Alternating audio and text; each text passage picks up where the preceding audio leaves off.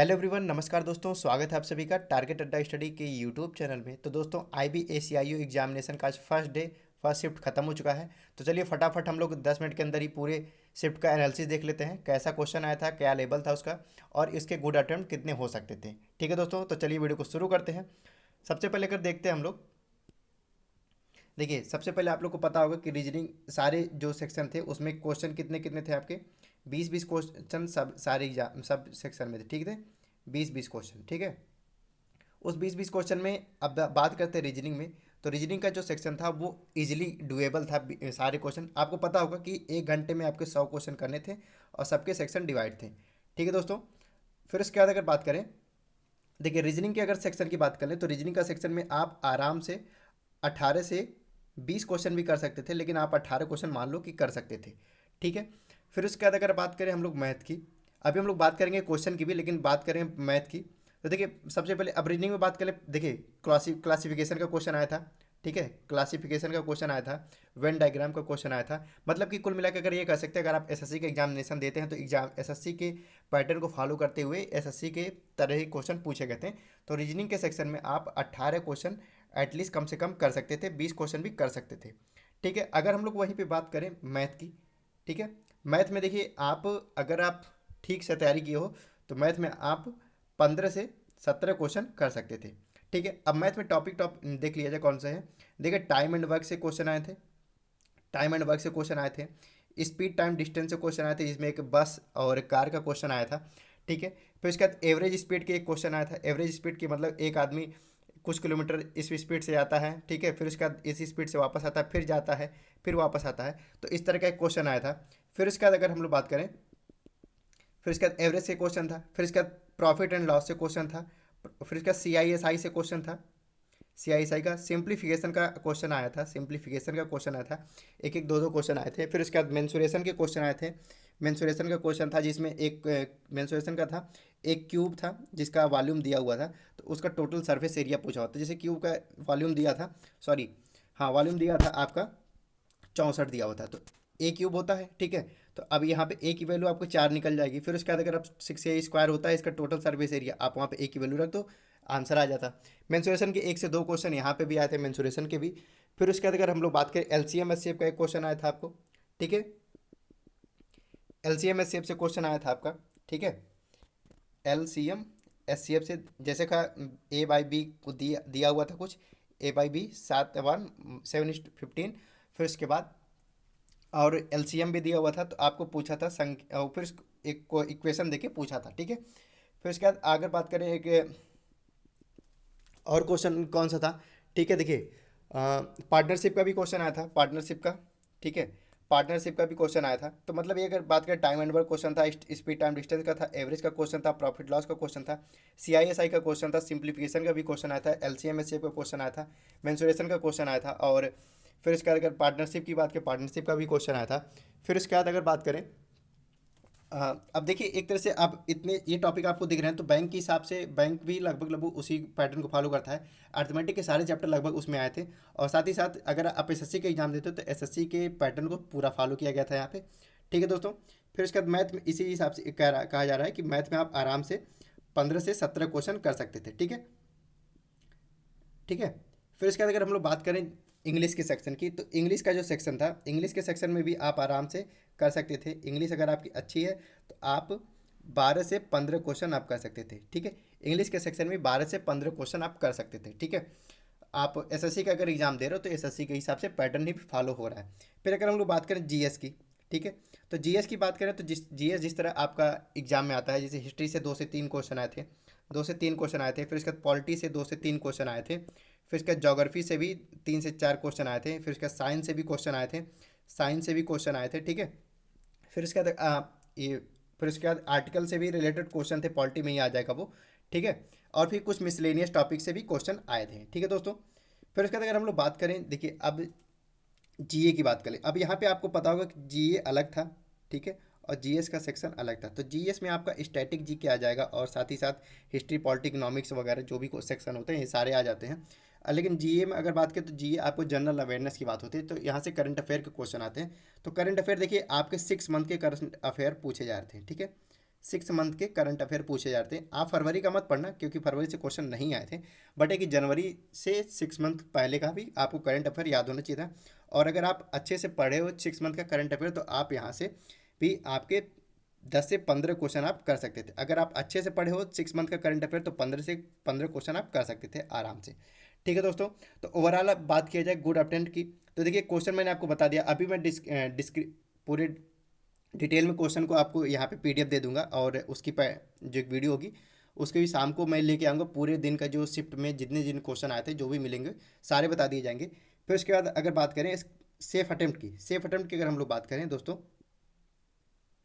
देखिए safe attempt अगर बात करें, जैसे बहुत सारे लोग पेपर दे के आ चुके हैं जिनका अगर एग्ज़ाम है आगे, अभी आज तो अभी फर्स्ट शिफ्ट खत्म हुआ है, अभी सेकंड शिफ्ट है, फिर उसके बाद कल भी एग्ज़ाम होगा।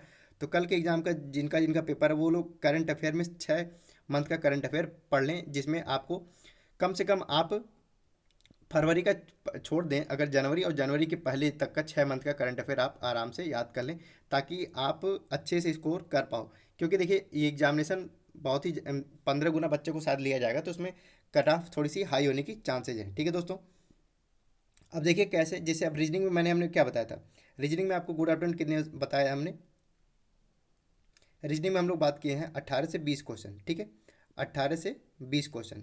ठीक है, फिर इसके बाद हम लोग बात करें मैथ की, मैथ में आपके 15 से 17 क्वेश्चन आपके हो सकते थे। ठीक है दोस्तों, 15 से 17 क्वेश्चन। फिर उसके बाद इंग्लिश की बात करें तो 10 से 15 क्वेश्चन आप यहाँ पे कर सकते थे। फिर उसके बाद वहीं बात करें जीए, जीए की, तो जीए में आपके कितने क्वेश्चन हो सकते थे, एटलीस्ट अगर आप 6 मंथ का करंट अफेयर पढ़े हो तो यहाँ पे 15 क्वेश्चन आप कर सकते थे। ठीक है, तो 12 से 15 क्वेश्चन आप कर सकते थे, 12 से 15 क्वेश्चन। ठीक है, अगर हम लोग वहीं बात करें हिस्ट्री यानी कि जीएस की सेक्शन की, तो जीएस के सेक्शन में आप वहाँ पे 10 से 15 क्वेश्चन यहाँ भी कर सकते थे, नहीं 15 तो 10 से 12 क्वेश्चन आप यहाँ पे कर सकते थे। ठीक है, तो 10 से 12 क्वेश्चन अगर ओवरऑल देख लिया जाए तो कितने क्वेश्चन आपके होने चाहिए थे। अगर मिनिमम सेफ अटेम्प्ट की बात करें तो सेफ अटेम्प्ट देखिए आपका दोस्तों, देखिए 10 20 30 40 और ये 50। ठीक है, आप यहाँ से 15 मान लो, 50 10 60 हो जाएगा, 60 10 70। यानी कि अगर हम लोग बात करें एक एवरेज स्टूडेंट का जो आपको स्कोर होना है, देखिए यहाँ पे आपको ये कह सकते हो कि कट ऑफ इतनी नहीं जाएगी। बात कट ऑफ की नहीं हो रही है, बात यहाँ पे सेफ अटेम्प्ट की बात हो रही है कि आप कितने नंबर पे लाके सेफ हो सकते हो आगे के एग्जामिनेशन के लिए। क्योंकि आपको पता होगा कि इसमें भी 15 गुने बच्चों को लिया जाएगा। ठीक है, फिर उसके बाद और ये बहुत ही अच्छी नौकरी है, इसलिए बहुत सारे लोग इसमें पार्टिसिपेट करते हैं। देखिए अगर बात करें तो वहीं पे हम लोग इसके आपको पता होगा 3 स्टेज में एग्जाम होंगे। जो अभी फर्स्ट स्टेज एग्जाम चल रहा होगा, फिर उसके बाद आपका सेकंड स्टेज में होगा डिस्क्रिप्टिव, फिर उसके बाद आपका एक थर्ड स्टेज भी होगा। तो 3 स्टेज में इस बच्चों को आपको छांटा जाएगा, पहली बात। दूसरी चीज़ अगर आप लोग सेफ अटैम्प्ट की बात कर लें, सेफ अटैम्प्ट की, तो जिन लोगों ने 65 से 70 क्वेश्चन करके आए हैं, 65 से 70 क्वेश्चन अगर आप करके आए हो तो तभी आप सेफ मानना अपने आप को आगे के एग्जामिनेशन के लिए। लेकिन एटलीस्ट आपके 65 से 70 नंबर होने चाहिए। ऐसा मत करना कि 65 से 70 आप करके आए हो लेकिन कट पिट के आप यहाँ पे आ जाओ। आपको पता भी होगा कि जो कैटेगरी वाइज भी कुछ यहाँ पे रखा गया हुआ है। जैसे यूआर का कितना रखा गया है, यूआर का आपको रखा गया है 35।